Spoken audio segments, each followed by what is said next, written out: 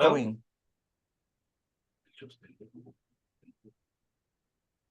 hello.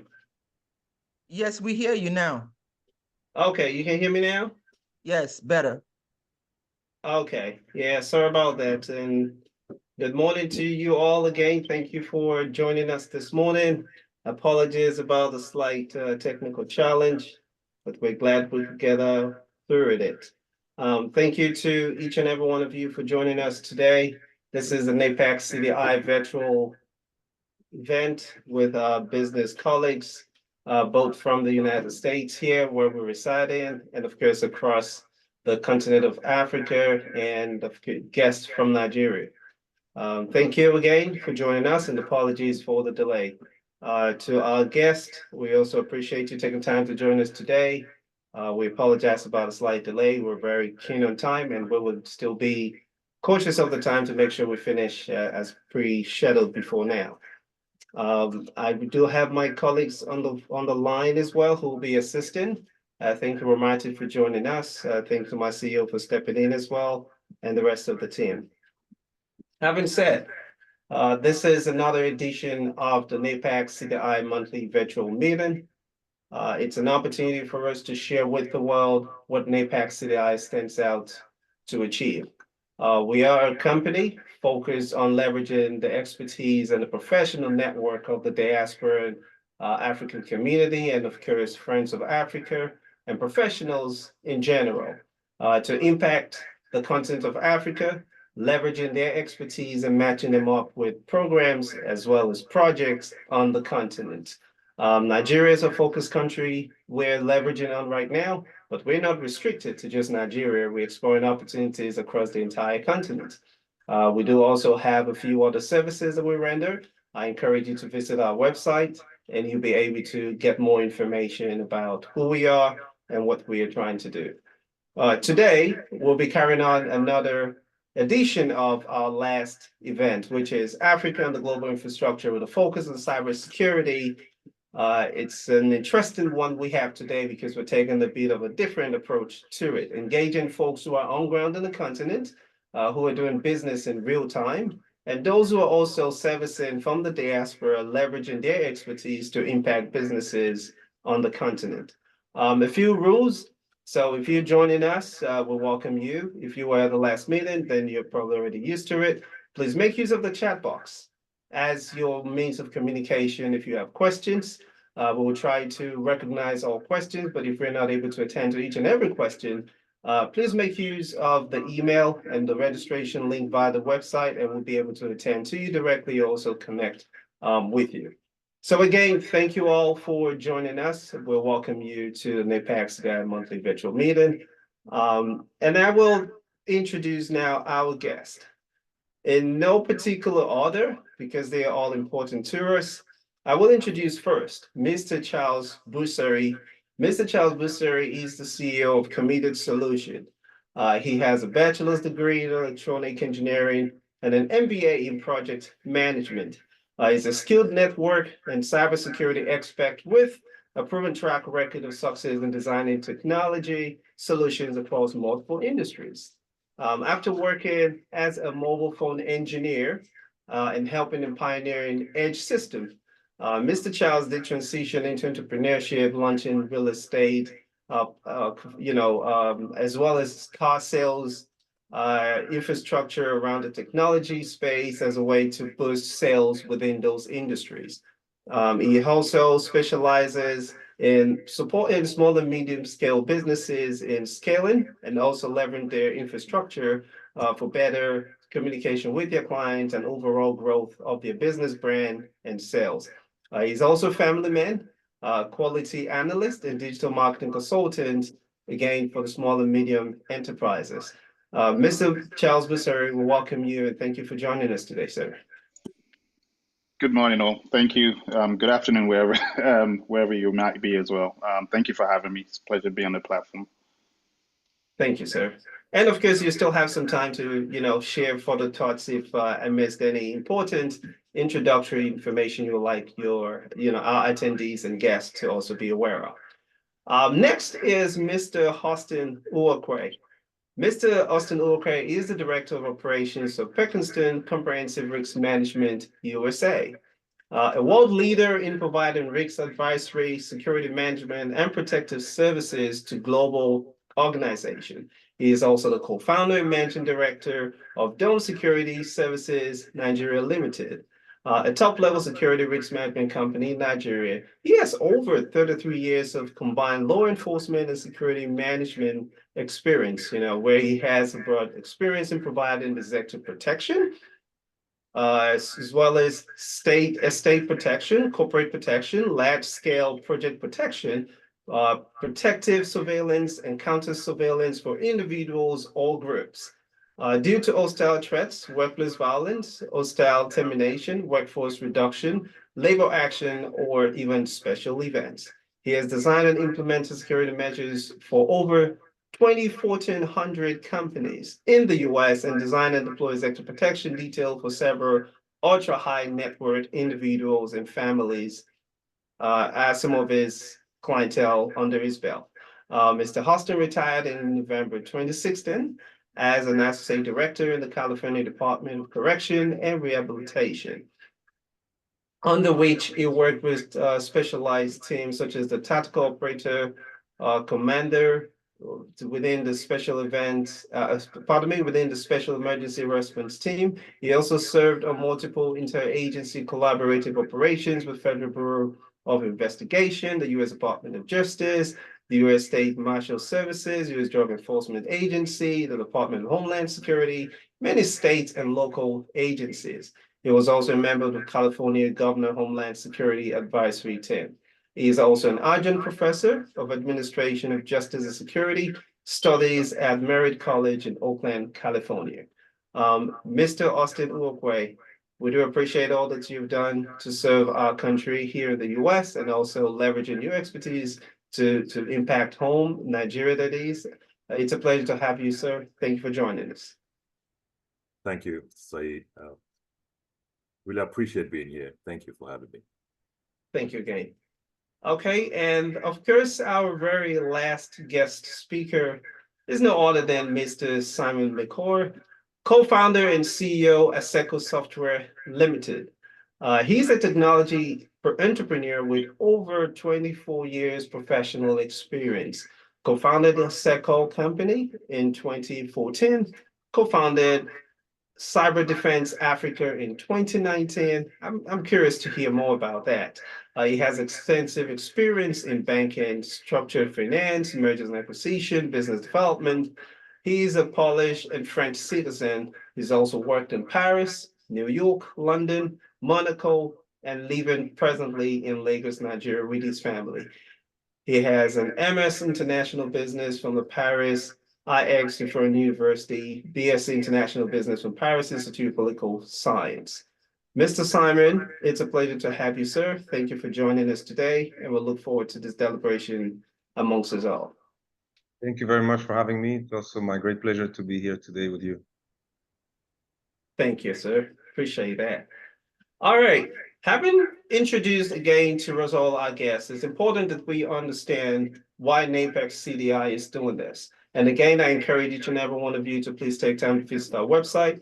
We have a focus driving right now to build a strong database of the diaspora professional network as a way to leverage some of our relationship and project opportunities to impact Africa. So again, please visit our website to actually have more information, and you can use the chat box. Information will be shared there about our website, and you can also engage us directly if you have direct questions. Today, we would start with just again another brief summary about cybersecurity and its relevance in today's business. In no particular order, gentlemen, if any of you would want to take a lead on that, could you just give us a quick insight about cybersecurity and its relevance in today's business from your own point of view? Anyone wants to go first, or I might as well just call on Mr. I'll go first. It's Busari. fine. I figured you Yeah, might want to do that. Go ahead, sir. All right. Yeah. So, hello everyone. Once again, just to one or two clarifications. So the name of my company is actually CommitMed, and it touches on my commitment to different aspects of technology, so communications, IT, and media. And in terms of cybersecurity, I think we can't stress enough how important it is to everybody's day-to-day our day-to-day life. Most people think cybersecurity is just stuff you do on the net, but when you start to look deeply or closely into it, you find that cybersecurity touches even things, your transactions.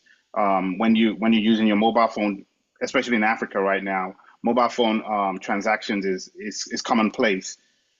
Things like shoulder surfing and people around you when you're doing these kind of transactions is very important how you manage your privacy around these things. One of the biggest things we're pushing in cybersecurity space is zero trust, and zero trust just means nobody, everybody is a suspect, right? You can't trust anybody with your data. You can't trust anybody with access to data, and so just safeguarding and putting things in place to safeguard your data and safeguard your private identifiable information. So not to belabor the point, once we start getting through into the conversation a little bit deeper, then I can share some things that people can do on a basic level. I know even on the banner you had up earlier on is QR codes. QR code is a big deal. Everybody likes QR codes, but just just a point of awareness. Now you have like people put in fake QR codes over legitimate ones that will take you to another website. So those kind of things to pay attention of and be aware of, because the biggest issue we're still facing in cybersecurity is the human element, where no matter how robust your security is or how great your frameworks are that you have in place, it's still down to people having the right awareness and education to make sure that they don't let in the bad actors out there to compromise your network and your information. Awesome. And I'll Thank you, yield my Mr. time. Charles. Yeah, thank you, Mr. Charles. I know it's Simon, your hand's up. You want to also chime in? Go right ahead, sir. Yes. Okay, great. Thank you once again. No, so in terms of setting the stage and introduction, in terms of the relevance of the topic and really how cybersecurity is really becoming critical, particularly here in West Africa, as of course where there's digital onboarding. I mean, digital inclusivity of the population. We have digital banking services, financial services, telecoms, but also more and more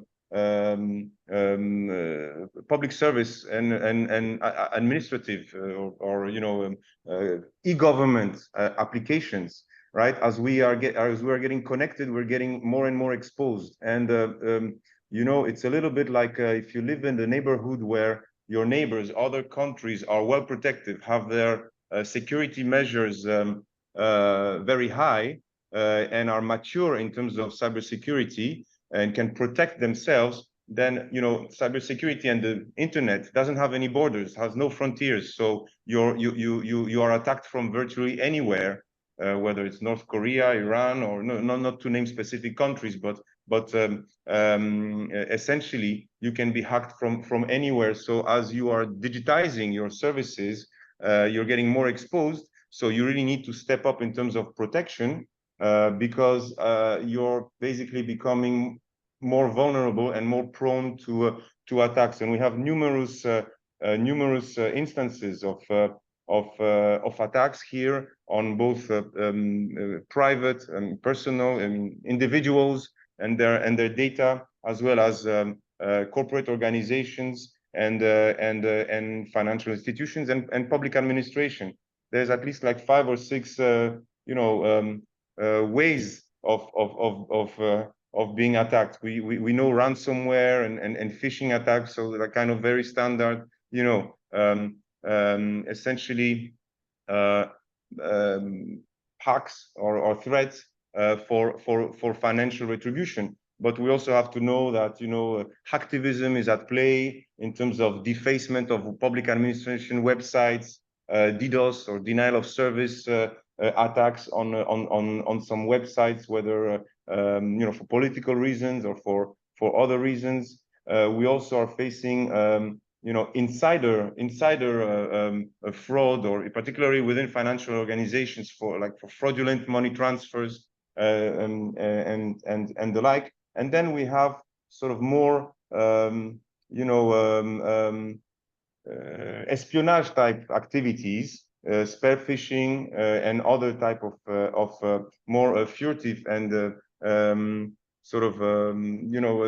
secret infiltration of networks to gain advantage for public tenders or other procurement areas. So we really have to know that the cyberspace has kind of become the fifth theater of war, right? We have land, sea, air, space, and now cyberspace, or the internet, and really it's critical for both the population at large, corporations, administrations to step up in terms of their protection. So it's a very topical subject, and we have ongoing and attacks that we're facing continuously.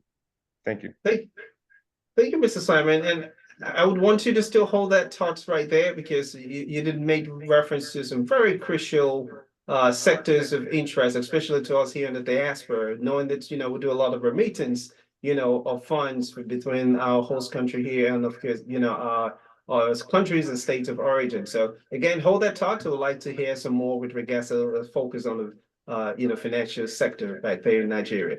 Mr. Austin, you would like to chime in? Please go ahead, sir. And I'm eager to hear your perspective about this. Yeah. Coming from a physical security point of view, if all of us can look back and remember what happened in September 11, 2001, I'm quite sure you can imagine where you were on that day, 9/11. As horrific as that event was, there was one crucial thing that came out of that event, and that's the collaboration of law enforcement agencies. Prior to 9/11, all of us in law enforcement, we all hoarded our own information. You get something, you're not sharing with the next department. The CIA wasn't sharing with the FBI. FBI wasn't sharing with LAPD, or New York PD wasn't sharing with anybody else. So people missed a lot of crucial things. But after 9/11, that changed, and there's a lot of collaboration now between agencies. But that has now transferred over to the collaboration between cybersecurity professionals and physical security professionals, because we've also found out that they're interconnected. So I'll get into a little bit of that later on, but when I have this holistic understanding of threats, okay, where cybersecurity and physical security professionals dealing with the different aspects of security, but by sharing intelligence, you're able to mitigate several things. And I'll give you a very small example that happened in 2017. I was doing work for a major Silicon Valley corporation that, if I mention the name, everybody knows the company, but I'm going to leave it at that. But we had a Chinese national who was working for the company and was actually stealing secrets, okay, for over. Now, for the physical security part, when the guy would, when work was over, first day, we'll always come back, oh, I forgot something in the office. He'll go back. The first day, he was let back in. The next day, he did the same thing. After everybody left, I forgot something. Fortunately, the person who was doing physical security at the point was paying attention to that, and then contact. But he did that the third day. Well, why would you keep forgetting something every time everybody leaves? You forget something and come back. So he makes contact with the IT security folks, and the monitor began to monitor him. And I found out he was actually stealing secrets. When everybody left, he comes back in the office to pull information. So that collaboration, if the physical security person wasn't paying attention, would have missed that. Now, of course, he didn't know what he was doing, so the IT folks, cybersecurity folks, got involved, and between that collaboration, that's why he was arrested. So that identifying threats like that and collaborating with each other makes a big difference. But I'm going to elaborate on that. What it's very important that cybersecurity and physical security professionals share threat intelligence with each other. Thank you. Yeah, thank you so much, Mr. Simon. I mean, I love the fact that you were able to, drive our focus also to seeing the balance that does exist and needs to continue to be amplified about the physical side of security, in particular, and of course, cybersecurity. Now, having said all of this, again, our focus is the continent of Africa, a primary dive into the country Nigeria as well. Now, if you all could basically just channel some of your feedback, recognizing this next direct question, which is based on the level of infrastructure, and for those of you who are currently doing business on the continent, how will you assess the level of infrastructure on the continent to support what you are doing?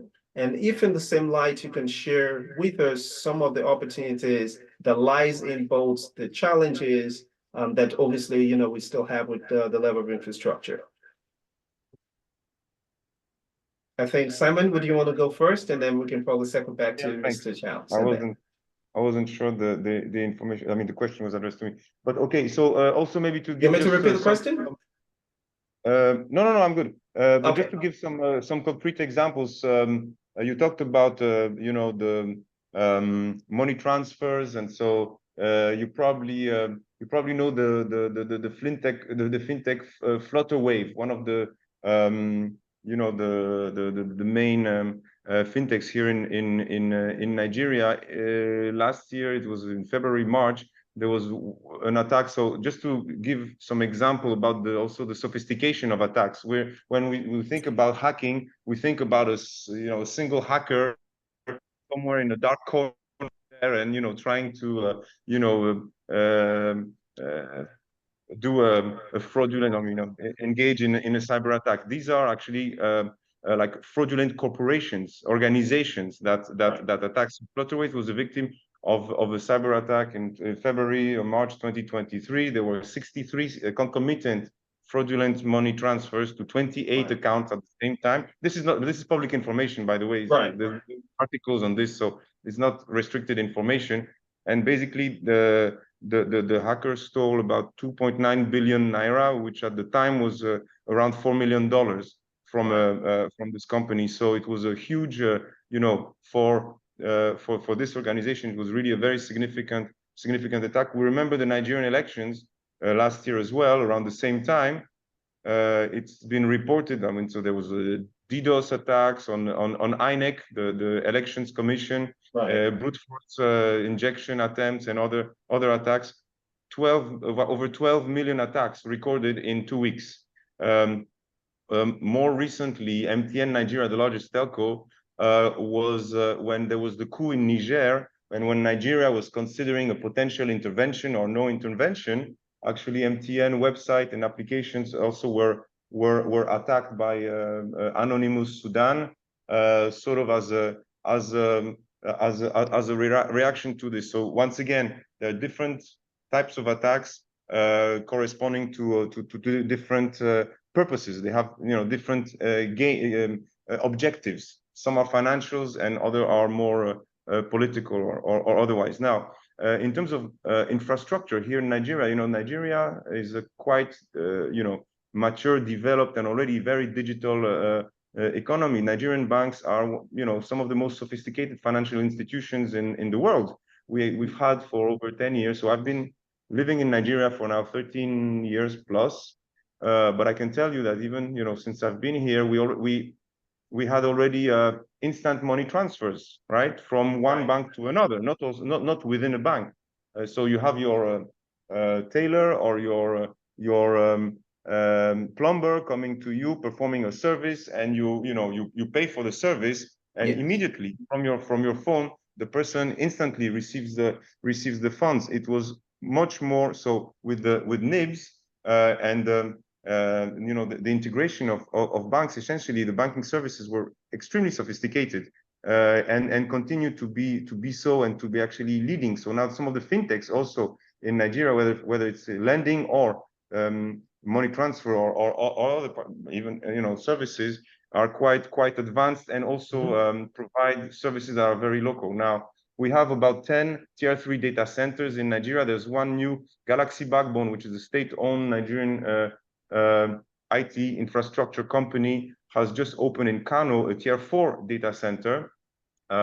We have a dozen of submarine cables, I think more than half of which in West Africa, more than half of which are landing in Lagos. There's a new cable also that is landing in Calabar.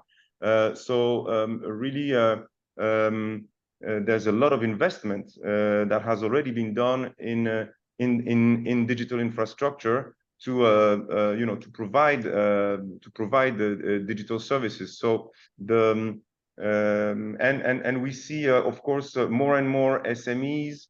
So not only large corporations, but SMEs that get ERP or other systems. So not only the standard office tools, but much more advanced, CRM, ERP, and advanced software systems. So again, exposing them more to attacks.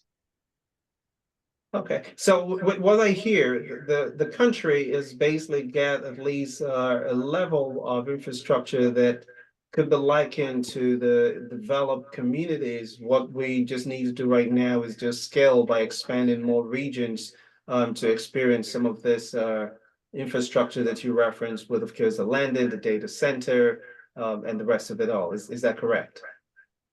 Yes. So I mean, for a country of over close to 1 million square kilometers. So I'm sorry, but I can translate it to miles. But there's already full mobile data coverage, right? And so you're not only talking about Lagos and Abuja or Kano or Ibadan, the largest or Port Harcourt, largest cities, but and we see we really see even in the markets and some of the rural areas, also in agriculture, etc. People really transacting more and more, electronically. So I would say yes, Nigeria is definitely is there in terms of and quite more advanced than most of its neighbors in terms of digital inclusion and digital services. Awesome. Thanks for that. And I'll come to you right after Mr. Charles, Mr. Austin, but because of your experience working with small and medium enterprises, and I know some of your clients are international as well, Mr. Busari, could you also just again share some of your thoughts around that level of infrastructure, reference to Nigeria, and of course, if you want to expand a bit about the continent at large as well, would appreciate that. Mr. Busari. Sure, thank you. So yeah, I like what some of what Mr. Simon said earlier on about the country not just being, because the country is now on a digital platform, not just being exposed to internal or local threat actors. So it's now the attack can come from practically anywhere. And yeah, he's quite correct also in that Nigeria has a very advanced infrastructure, digital infrastructure. Even the banking system in Nigeria is one of the most advanced because it was built on from the get-go on very, very robust frameworks that's now being introduced in some places as well. So there's some things being borrowed in other countries that Nigeria is already doing. I mean, case in point, there was even the security system, from a physical security aspect. A lot of banks in Nigeria have those the revolving doors where it's just one person that goes in at a time. From a physical security safety aspect, right? Yes. But then the infrastructure also PCI. They have I think it's PCI DSS, like payment card industry data security standards. and I think there's an ISO version for Europe and other countries as well. So Nigeria, in terms of that, I think the infrastructure is there.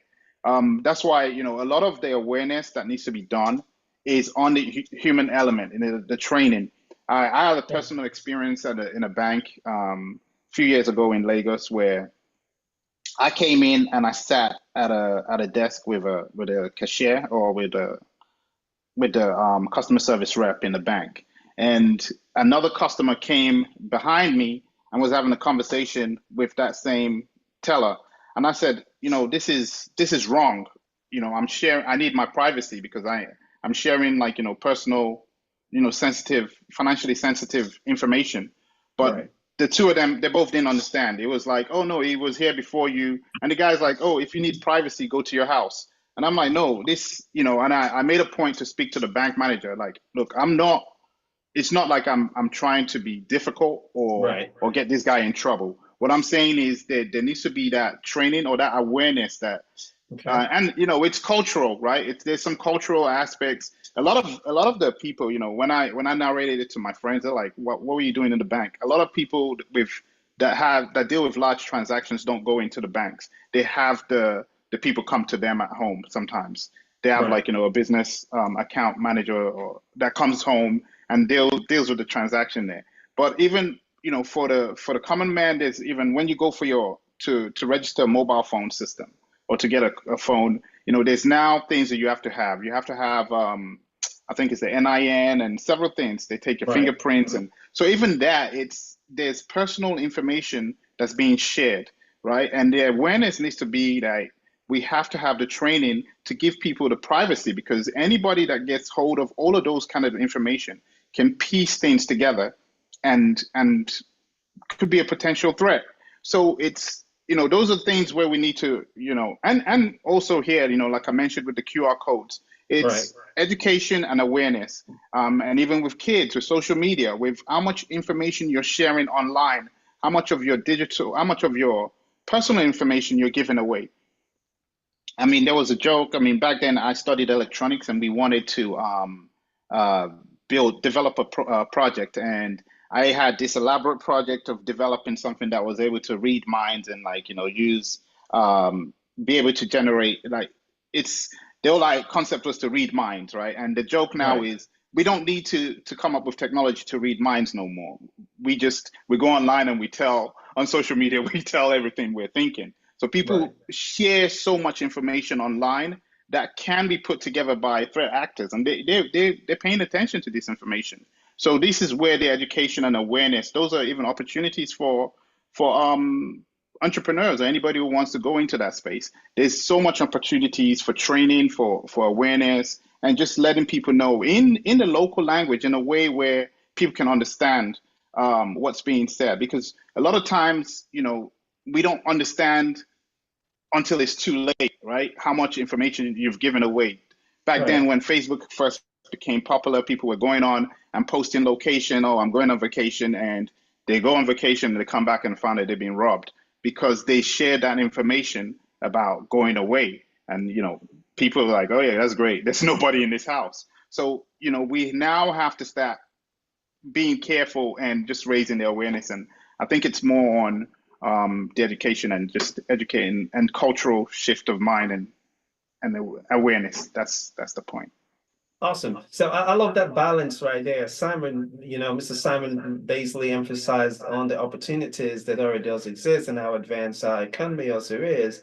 And then you also coming in now to create or make known to us from your experience the opportunities that still lies in actually, improving on the awareness and the knowledge of our, general consumer market, as I might call them, which is good. And I would still love to get some more insight with you, with examples from a more technical standpoint of some of the small, medium enterprises that you're connecting with and servicing right now. Because again, they form a robust, network of our local economy out there.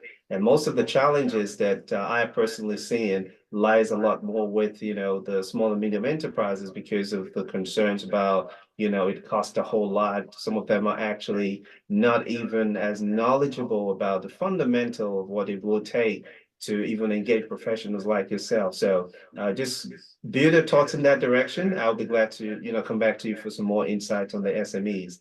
Ramatu, I noticed you have your hands up. You want to draw attention to something real quick? Yes, thank you all. I have one of the guests that asked a very great question, and I want to throw it out there for one of the guest speakers to attend, if possibly all of them can attend. His engineer Mustafa Mohammed wants to know how to handle international clients with a project such as a call center. Okay, got you. We can quickly take that and we'll just advise, for more questions from the guests, just again, continue to make use of the chat box. We'll get to Q&A very soon and we'll be able to have those, focused questions. Okay, anyone wants to go ahead with that? Simon, I know your hand is up. You want to take that? Yeah, okay. I can answer quickly. There's actually Yes. a very, very interesting business. I'm sorry because I don't remember it, but if you I don't remember their name, but there's a data center. I mean, there's a call center group. It's actually led by a woman, by a Nigerian woman, and just the name escaped me, but I will find out and I will share it with you, Said, later on if anyone is interested. Actually based in Nigeria, specifically providing call center services to international businesses, so they actually earn dollars, earn foreign currency. So it's a source of inflow of hard currency into Nigeria, and it's a quite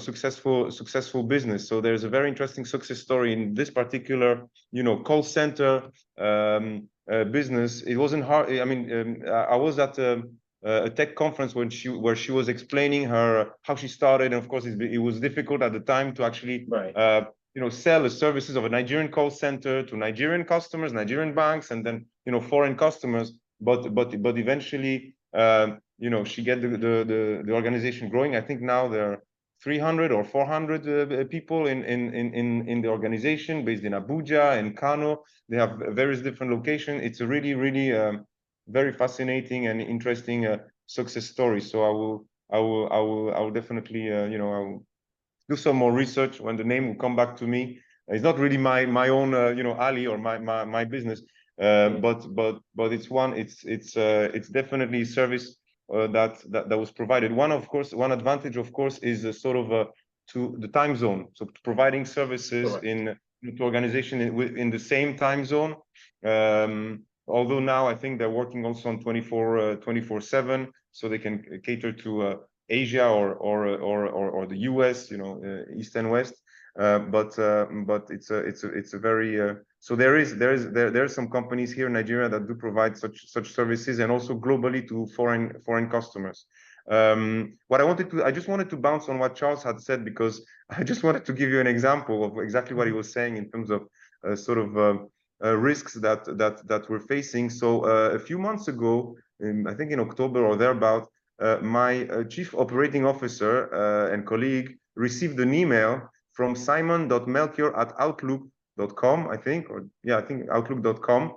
So basically somebody registered my first name, my last name at outlook.com, asking her how she's doing, and of course later on trying to get some money from her, pretending to be me.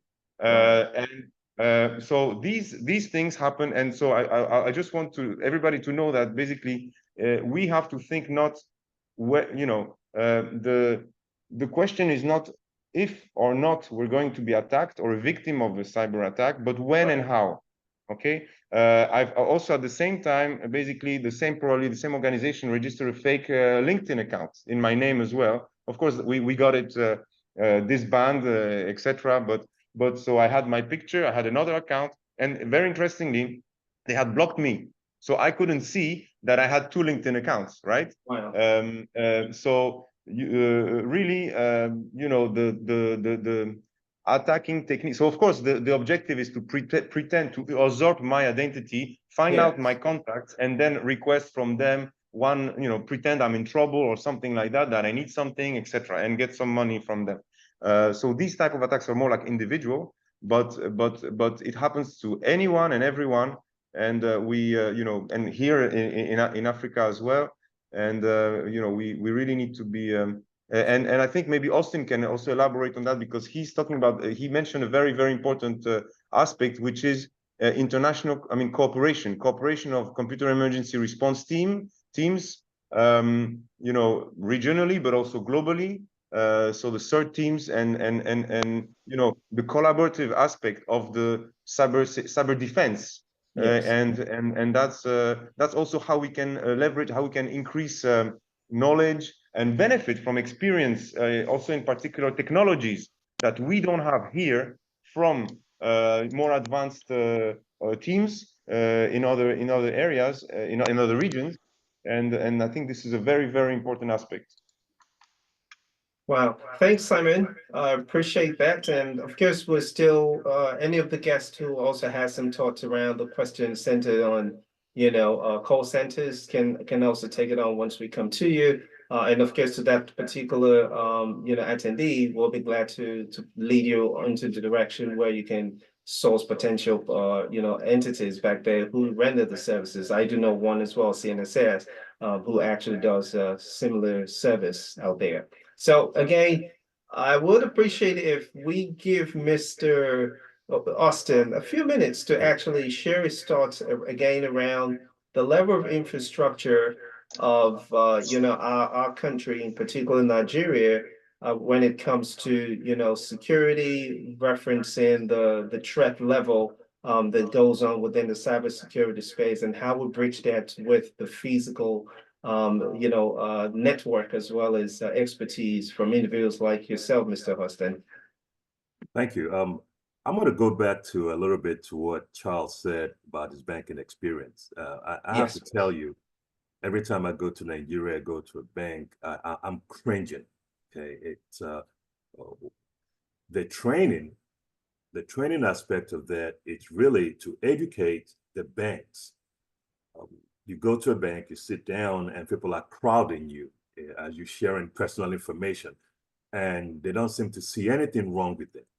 And well, when we identify converging threats now in today's world, cyber attacks, it really starts with how the corporation, i.e. the banks, for example, how they guard your information. Culturally, they don't seem to think there's anything wrong with it. And so when we begin to deal with those type of things, the response, the collaboration between the physical part of it, because anytime there is a cyber attack, it has physical implications to the company. It doesn't occur in a silo. Okay?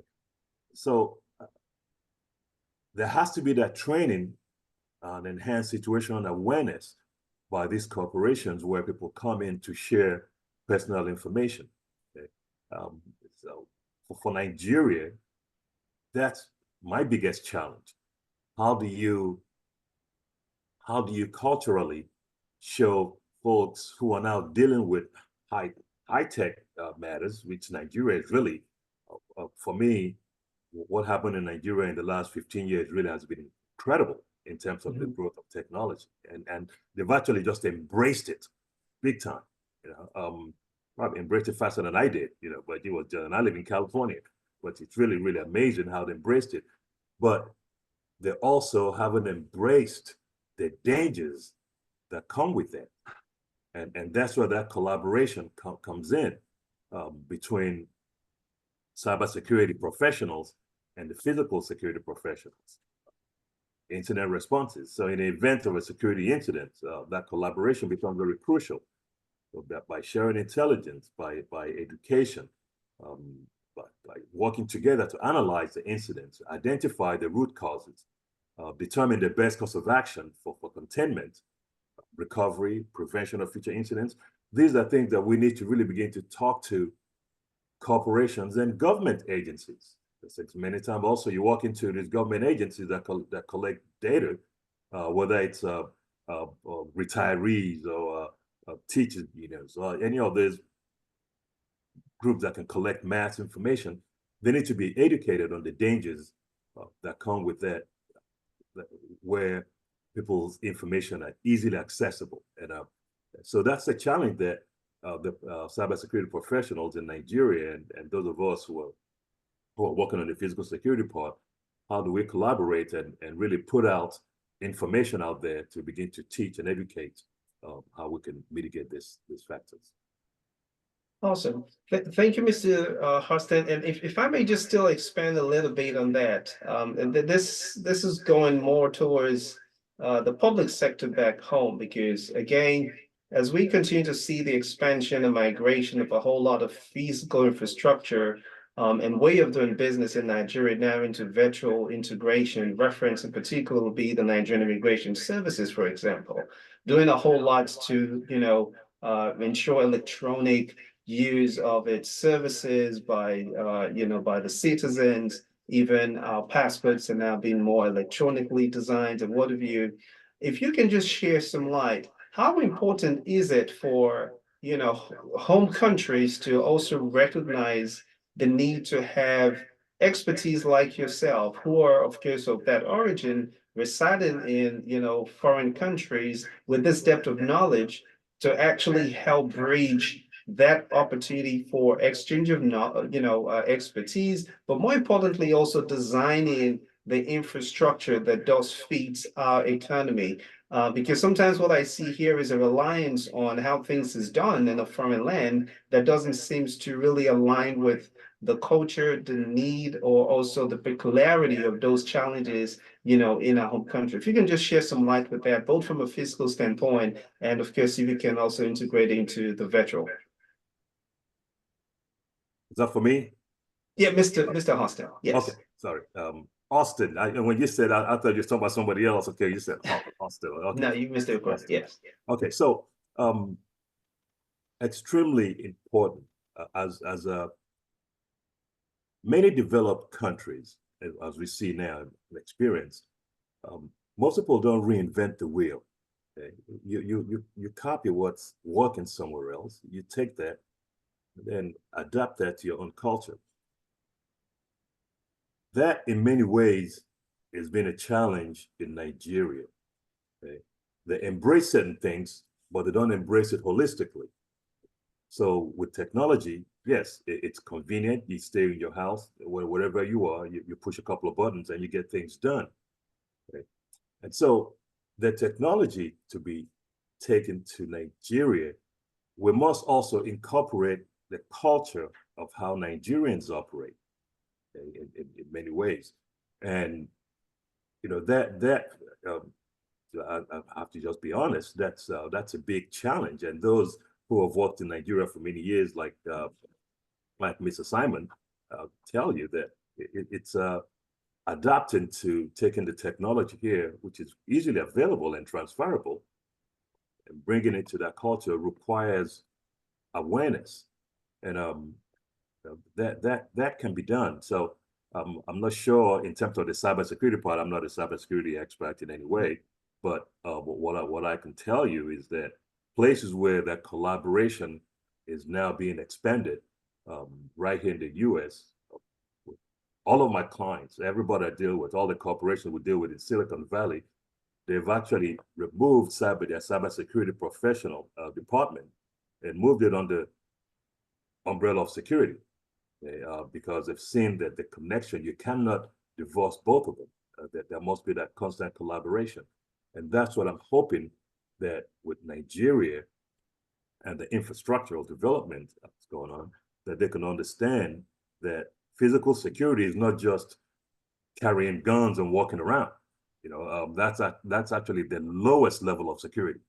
If when you come out and I see you in uniform with a gun, that's extremely low. But intelligence gathering, the connection between prevention, doing an assessment of the situation before it happens, planning for it, of seeing what the vulnerabilities are, and then notifying those whose expertise in that, if it connects to cybersecurity, notifying them and working in a collaborative manner, you would actually get things done very well. So I'm looking forward to working with cybersecurity experts and see how we can collaborate together and really take that information and disseminate and actually begin to make it more public to see for them to see the benefits.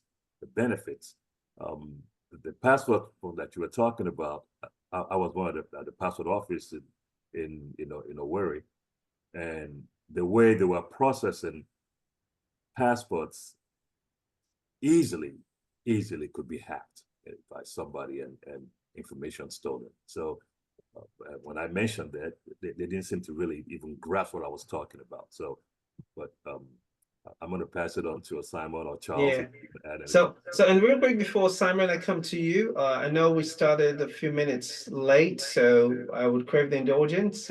We would be wrapping up within 15 minutes, but we will try as much as possible to cover ground. This is a very interesting conversation. And may I also remind us the essence of this platform is not just for us, to share the expertise of the diaspora and community, or also just the opportunities, but also really look into the challenges that lies within the different sectors that we will be covering. So as you can hear from both the feedback of our guests sharing their opportunities, also sharing some of the challenges, we are actually motivated to be a solution-driven company to provide answers and obviously address some of these challenges. So we'll be excited to work with both the private and the public sector in addressing some of these concerns. We're already reaching out to some of them. And we encourage again that the Aspen, community of expertise. Right now, we're focused on the information technology space, but we basically are covering and will be covering all sectors. So please visit the Napac CVI platform to register your expertise, your name, the sector of your interest, the level of experience, and you just look forward to that communication from us of opportunities that we're currently pursuing to bridge again our knowledge and relationships and eventually impact our bottom line, which is our pockets. Mr. Simon, over to you real quick. Yes. Please call me Simon, or I will call you Mr. Saeed or Mr. Austin. Okay, I'm not that old. That's fine. You go Simon ahead. is good. My I friends call appreciate me it. Sai, or but Simon is good. No, Okay. I wanted to really say, because Austin mentioned something very important in terms of intelligence gathering, and I want to bring it to the cyberspace. Cyber threat intelligence is a very, very key, and is an area where we still lack here in Nigeria capacity and I mean in West Africa generally, because it's something quite new. There are some automated tools to do it, but also some of it has to be done by some analysts. And so what does it involve? Basically, it's ethical hacking in terms of pretending to be a hacker and being so kind of going in the dark web, Tor and other darknet, and seeing what data on particular organizations or customers are being sold for bitcoins. I mean, for cryptocurrency generally in the dark web, because generally hackers, that's how cyber attacks are prepared against organizations. So doing that intelligence is very, very key to preempt cyber attacks. Now, of course, this is more of a paid service. So when you're protecting an organization, you dedicate some analysts to actually do that service for them. But we're just starting here on this in Nigeria and West Africa at large, and so we have a lot to learn. And sometimes also we have some tools, but also cooperation from again, specialists, cybersecurity specialists, more technical people abroad that is required, particularly in this field. So I really wanted to underline this because it's a very, very important aspect. Thanks. Thank you, Mr. Simon. And again, cyber threat, intelligence, knowledge. Simon, I got you. Okay, thanks, Simon. Yeah, so I would also love to hear from, Charles on this. You want to share your thoughts, sir? Yeah, that's great. I like that Simon mentioned going in the dark web, and what I found is most people don't think they have anything, especially from the personal and also even from the SME standpoint. A lot Yes. of them don't think they have anything worth hacking, right? Right. But when you go in the dark web, you'll be surprised how much information is available about individuals. No matter how strong you think your password is, I can guarantee you it's been compromised, maybe from a company or something, and it's available on the dark web. You'll be very surprised what you can find on the dark web. And what we tend to do is, again, going back to the awareness, is letting people know, even small SMEs that feel like they don't have anything worth hacking digitally because they don't have enough digital assets online. Right. They also can be a point of threat for other companies because it could be used as a what's called a watering hole, Mm. where you'll attackers will take over that small website that thinks they're not they don't have anything to hide, and they will Right. use that to compromise other websites. So everybody has a part to play in this, and just as Mr. Austin said about the collaboration, there needs to be more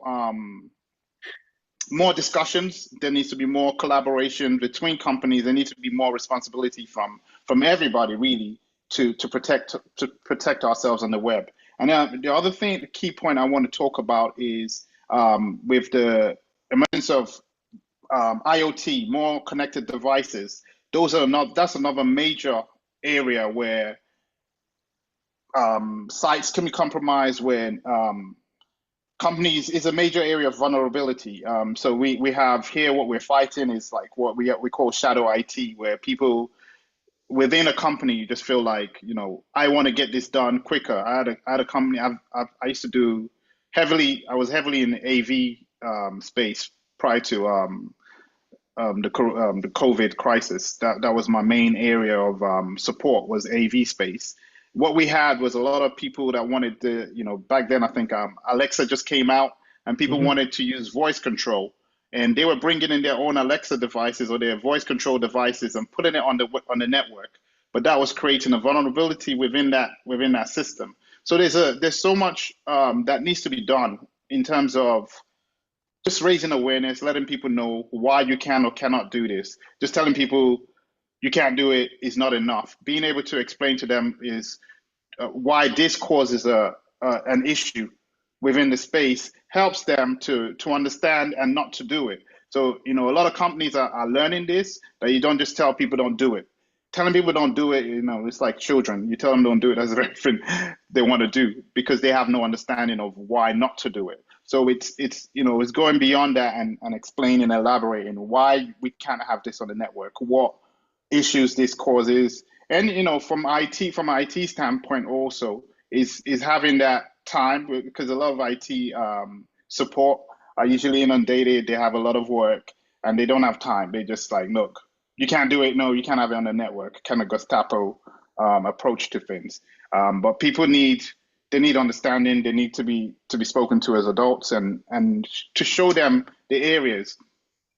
Another thing within the cybersecurity, as much as I know about cybersecurity, passwords and all of this stuff, I have to take the time to explain to my family, to my children, because I found that I was very well protected. I Hmm. don't think I can be hacked. But guess what? If I don't explain to my children will Right. download It this could be new a source game that's to free, reach you. and Right. they've created a vulnerability within the system. So this is the why the awareness is very important. We have to keep carry everybody along, because it's not enough for one person to know and feel safe. Everybody else can attack you and affect you. So it's having those dialogues amongst ourselves, and being able to understand that we're in a digital economy. Everything is online. From right now they're talking in Congress about banning TikTok, and that's Hmm. they're looking at the big picture. For most people, all they care about is sharing their cute kittens and their TikTok dances. But the government's looking from a holistic standpoint for the nation. What vulnerabilities can affect the country? So this is where I would like to see African governments as well taking that approach and starting to put more policy in place and more things in place to to combat those things. Thank you. Wow. Thank you, Mr. Bursary. And you got me already thinking. I got to go back home. I have to sit the family together. And we need to Please have a do. reorientation about, the level of our virtual and cyber communication, even internally, not to mention outside of home. So again, it's been an interesting time just sharing thoughts with our guests, Mr. Simon, Mr. Charles, and Mr. Austin Uwakwe. This is the Napac CDI Monthly Virtual Business Forum. Here we share thoughts across different sectors. We also focus on driving the interests of the diaspora professionals to look into the continent of Africa to explore the opportunities that lies in there. We are very proud of what we have become of a continent, but we definitely see the need to share and leverage some of our local host countries' expertise, resources, and network to support entities in terms of businesses, governments back on the continent, while also making it a more beneficial economic hub for us globally.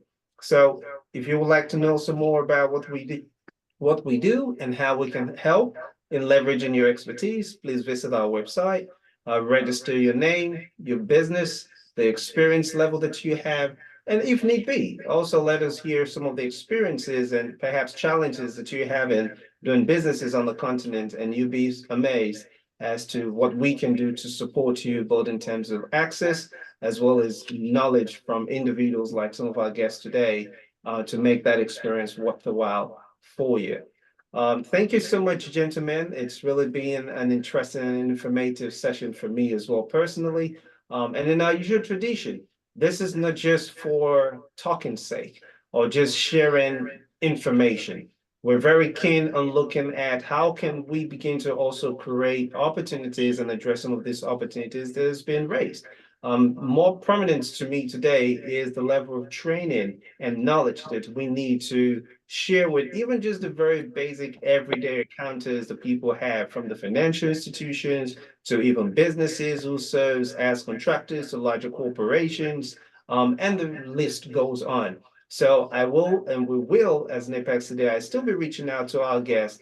We'll begin to see how we could also leverage our collective efforts and network to begin to address some of these challenges while providing solutions to most of the larger corporations and also the public sector back there in the country, Nigeria, and by extension, the African continent at large. Thank you again, gentlemen, so far. We will try to go real quick now into maybe accommodating one or two questions from our chat box, if we do have any. Ramatu, is there any question you would like to bring forward to our guest? Yes, I do have a question from Umar Abdurrahim. He's based Hello, on his Assalamu alaikum. experience as a Nigerian. Ga wani za mu fito yanzu ne. Okay, Now, hold on, let me mute this guy. inda kake. Nasiru, Okay, to can you insha please Allah. hold on for a moment? Okay. Yanzu za ka fara kenan. Okay, I'm thank looking you. for Nasiru to mute him. Good. Okay, so He's muted. he's muted. Mhm. Yes, it's common in Nigeria to lack a dedicated cybersecurity team for the department. And his question, practically, he wants to know how they will have the collaboration skills to fix this problem. And what are the Just to shed a little recommendations bit from of the light international to body? that, sorry, Rama, to that gentleman is the Deputy Vice Chancellor of Bayes University in Okay. Nigeria. So when he's talking department, he's talking the college campus. Okay. So I will share this with Mr. Saheed so that he can Okay, elaborate on that all to the right. guest speakers. I've shared that in your chat. Okay, thank you. Is any of the guest speaker would want to take that? Okay, Mr. Austin, you have your hand up. Please go ahead, sir. Sorry, I wasn't gonna take that question. That probably for cybersecurity, but I had something else to add before we ended. So Okay, just hold your thoughts if you don't mind, and Mr. Charles or Simon, would you want to take that on? Yeah, is that a Right. question on sorry, I thought I was a Umar Abdurrahim. Is that the question you were Yes, answering? You asked? yes. That's Yes. correct. So I posted, I thought we were about to finish. So I just posted the NIST framework. So the NIST framework is the National Institute of Standards and Technology. It's a US based organization, and I think there is I'm struggling to find an international one, which is the ISC version. So it has a framework that, when we go in and do network hardening to review, the network infrastructure of companies, we look at, like, what kind of things they need to have in place. So things like data loss prevention is one, DLP, where it stops employees from taking out certain. So it's a tool that stops employees from taking out certain amount of data from the company. I know Mr. Austin had mentioned something similar where they did from the physical security aspect, right? Having somebody going in and that raising a red flag. Nowadays, you're not going to see that. It's uncommon. People just go in and they can plug in something, or they can download large amounts of files. So with a data loss prevention system in place, data, there's certain things that will trigger an alarm, Right. and they wouldn't be able to take that much data out, right? So there's little things, that's just one example. But once you go in, it's called network hardening. You look at vulnerabilities and like areas of vulnerabilities within the system that you can add better tighten or harden, for lack of a better word. I hope that Okay. answers the question. Well, I mean, you pretty much gave an idea around it, because again, I'm not, technically inclined like you are, but for every threat, there's always some obvious, opportunities that people want to leverage on. So if I also understand, based on what you're saying, looking into what their existing infrastructure and also their services is, there are areas of vulnerability that individuals like yourself could easily, advise for them to consider. And of course, such loopholes could easily be, strategically, overseen by whether software layers that can always trigger alerts and things like that. But it might be beneficial to engage more closely with this particular individual and perhaps the institution to provide more solutions, right? Yeah, in a nutshell. But I mean, the framework is just things that they can do. Like, so, Right. from a US standpoint, the NIST framework was put out for government agencies, and now it's now rolling over into like to private Private sector as sector, well. right. Hmm. Gotcha. Okay. But Well, I posted a link in the chat, so for whoever wants to read that. okay. And Mr. Usman, Mr. Umar, pardon me, you can also still, reach out to us. We'll be glad to, address some of these concerns offline as well. And any additional resource that we can provide, we'll be glad to, bring that to your attention. I notice your hand is up, Simon. We would be wrapping up now, so you can go ahead with your statement, and we'll just also use that to get a closing remark from you. Yeah, great. I wanted also to answer Umar. So basically, yes, I mean, this is a very, very important question.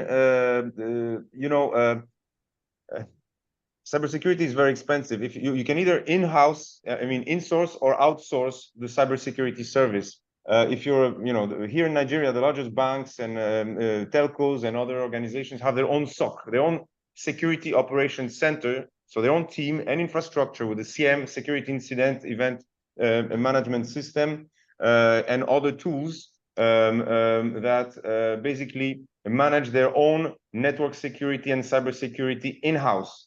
Okay, but we see more and more the need, particularly with medium-sized organization, to outsource this. The same way that you outsource, when you have a building, right? You outsource your physical security. You have a company providing access control and physical security to your building, because it's a 24/7 thing. You get hacked on a weekend, so you need to have a staff, you need to have a big team, at least 10, 15, 20 people in-house, protecting your network and your digital assets from cyber attacks. This is about $2 to $5 million per year. If you have them, you can do it. But basically, companies more and more let's say, outsource this service to MSSP, Managed Security Service Providers.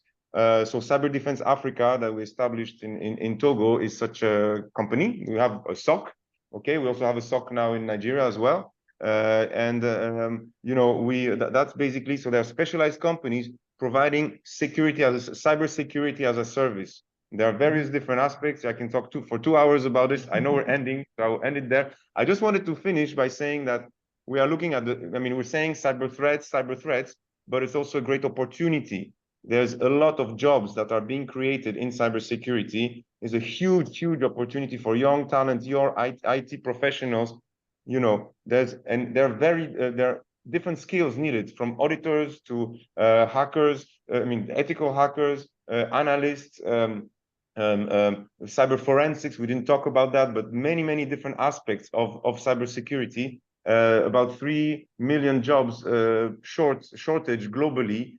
So there's a lot of employment being created, and these are well-paid jobs, qualified jobs, well-paid jobs. So any young students that are, you know, on the geek side or interested in IT, I really encourage to go into cybersecurity.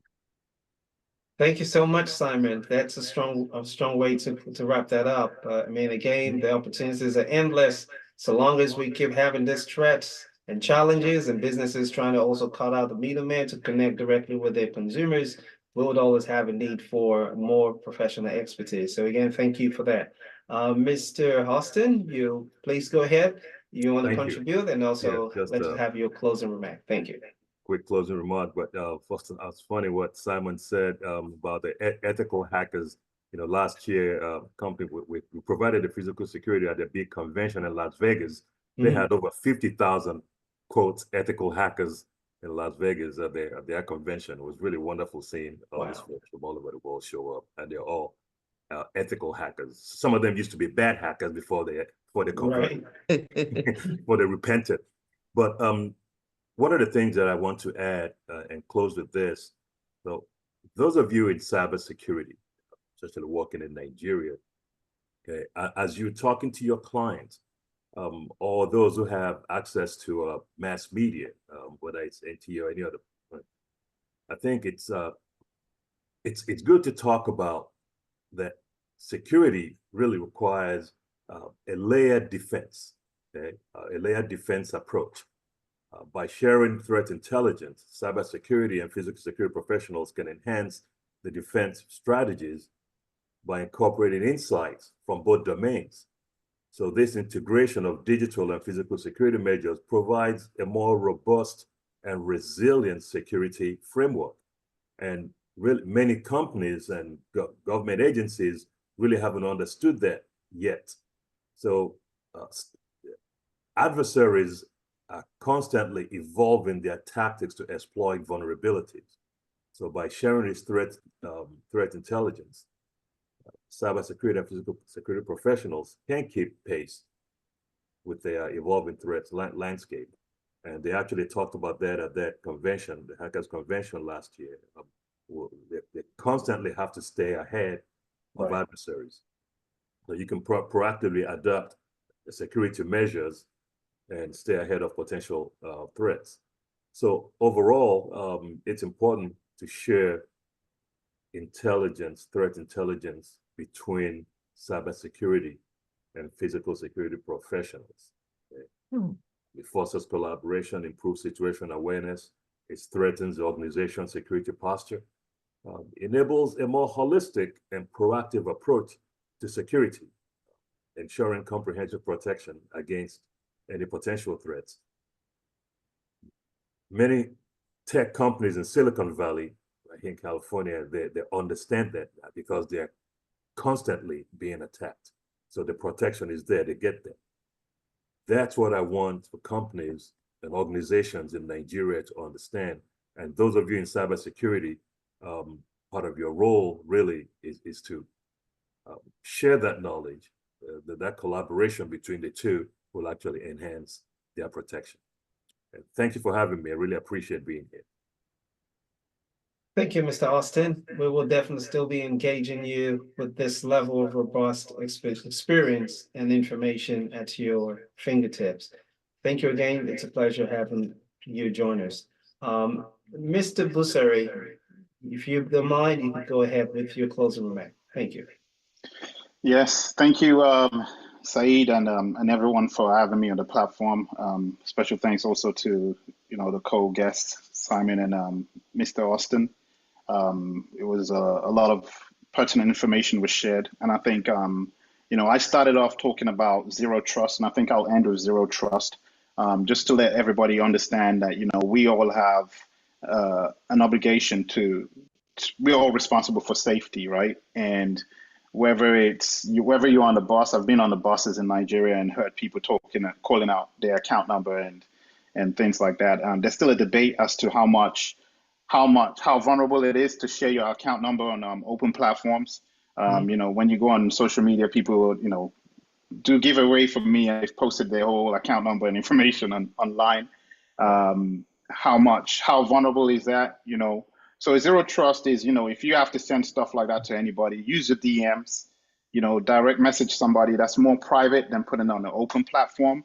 My sister had a phone stolen at a concert in Lagos, and within minutes, she was locked out of a bank. She was locked out of her phone. She was locked out of so much things. And we know how much information we carry on our smartphones, right? So the hackers, they're fast. They're very fast. I mean, I was able to log in. I locked them out, but somehow they got in and locked me out. And I was like, oh man, I should have just wiped the phone instead of trying to be clever, right? So it's, everybody has a responsibility for safety. So, and don't think you don't have anything that can't be compromised out there. A lot of times until you find out. So the best thing is not to find out. The conversations we have on buses, people they have so much stuff in the open. We have open conversations, and we give away so much information. There's people shoulder surfing. It's called shoulder surfing. They're looking over your shoulder and looking at your personal information. When you're in a bank or an open space, if you're crowded, you have the right to request for privacy when you're sharing your private information. Even at the doctor's office, you have the right to privacy. You might not think it's important, but you don't know what these bad actors can do with it once it gets in their hands. And for those in the States, things like QR codes, I hate them. Don't scan QR codes in the open. I get text with QR codes in it, and it's kind of defeats the purpose, because at that point you might as well send me the link. QR code is only important if it's out there, but it's from a trusted source. So be careful, with QR codes. That's one thing we're looking at over here. I'm trying to think what else, but it's just safety and zero trust. Be suspicious of everything and everyone. For some of our elder senior citizens, writing your passwords in even storing on your phones, put in your wallet. Those are vulnerabilities. Those hackers know about this. My late mom everybody knew her password. We knew her PIN code. And so those are things we're trying to just educate and bring awareness to. There's ways to secure yourself, and before you fall into these people's hands, because the attack is coming from everywhere. We have nations that are attacking. We have, believe it or not, even some of these the likes you get online, people are monitoring them. There are countries where they have networks of people sitting in a place generating likes, they're generating these things. It's big business. So, you've got to be very careful with social media and how much of that you expose your children to. So, I'm going to leave it at that, because I can ramble on all day about it. But there's those are the negatives, but there's still a lot of positives. Nigeria is a growing economy. There's a lot of advancements in technology. And I think we should, always pay attention to that, developing at a rapid pace. And definitely there needs to be more collaborative effort between those in the continent and us in the diaspora, and not in a dictatorial manner or in a condescending manner, where we can share information both ways. There's in Africa and in Nigeria that works well that we're not doing yet, and there's some things we're doing that works well that it's not being done over there yet. So there's a lot of learning that can take place on both sides. Wow. Thank you. I mean, there's really nothing to add to that. Mr. Busari, thank you so very much. You made that very real. A lot of us can relate to it, even with the level of technicality that goes on behind the scene. We definitely see that it affects each and every one. So again, this is the reason why we're here. We will still be reaching out to yourself, Simon, and also Mr. Austin. We need to actually figure out how we could come up with more training guides. We need to also do more special focus sessions and how people can prevent some of those things, translate them into virtual written format, both for the everyday man, the very mid-level, more advanced corporations. I think definitely the training and awareness is something that I will be glad to say, here we will be following up with the three of you about, and we'll see how we could, leverage that to create more opportunities, both for your businesses and of course, impacting the lives of citizens. Again, it's been a pleasure. Thank you all for your patience. We're usually on time. Apologies about the earlier slow start, but I hope it was worth the while. Thank you for the comments that I'm seeing in the chat box.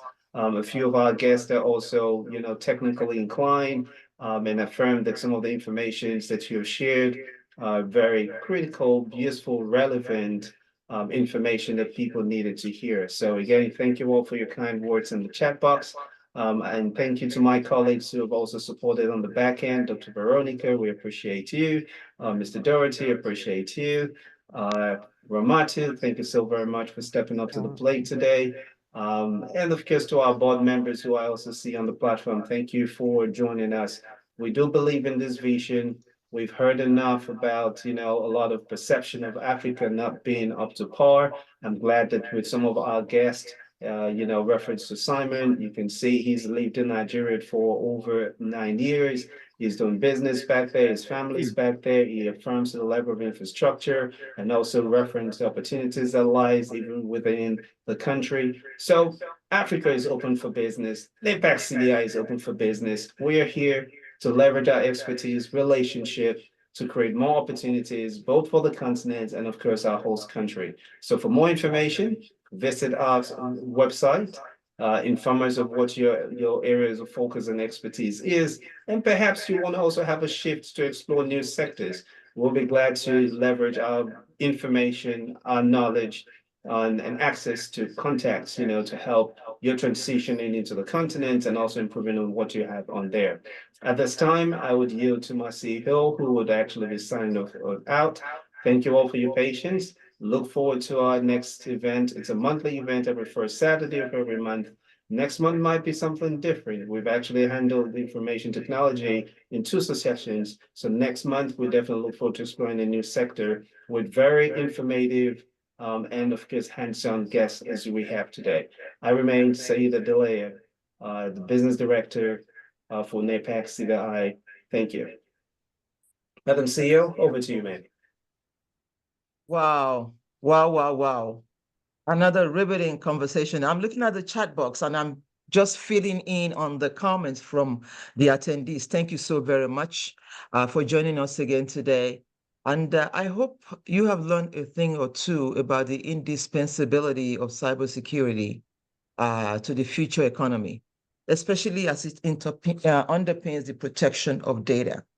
Throughout this conversation, we had some buzzwords: awareness, training, exposure, and the opportunities.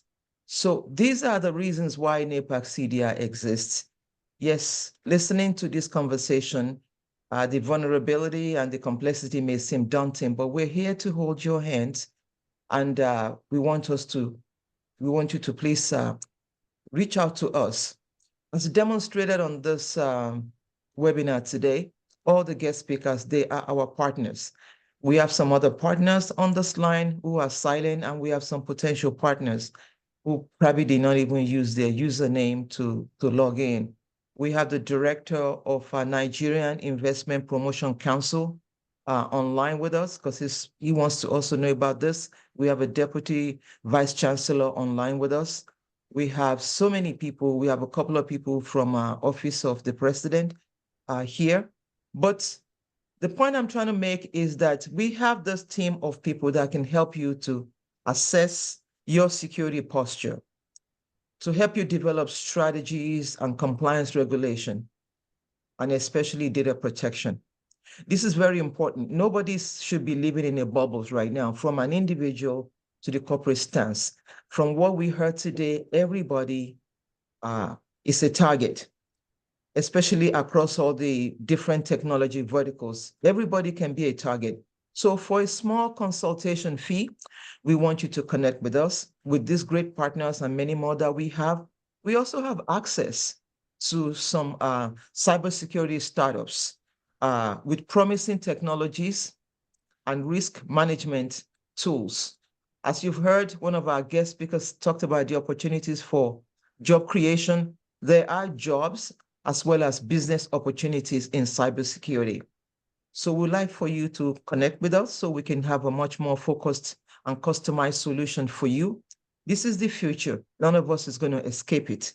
So we need to start addressing what is available and what is not available, what is within your control and what is not within your control. Cybersecurity right now is the cornerstone of the economy because data is money, is the new currency. And you need to protect your currency. You need to protect your data. You need to protect your assets. And that's what we are, the capacity to help you do. Thank you again for coming up today. We thank you so very much. One of our very important partner is also on the line, Engineer Mustafa Mohammed. And every great person here, I may not know you, so please forgive me if your name is not mentioned, but we just want to acknowledge all the partners that we have here today who have supporting us over the past years. Thank you. We look forward to meeting you the next time. Thank you to all the Napac CDI colleagues, the invitees, and friends of Napac to be. Don't forget to register. Our website is very simple, www.napac-cdi.com. See you at the next one. And have a fantastic weekend. Thank you. Thank you. Thank See you all soon. Thank you very much. Bye-bye. All right, Simon, you can go enjoy that suya now. Thank you, Simon. See you later. Yes, Okay, I we'll will. talk soon. Thank you, All Austin. right. Thank you, Charles. Take care. Yes. Okay, Mr. Austin, thank you so much for accommodating and all the best in the next event. Okay.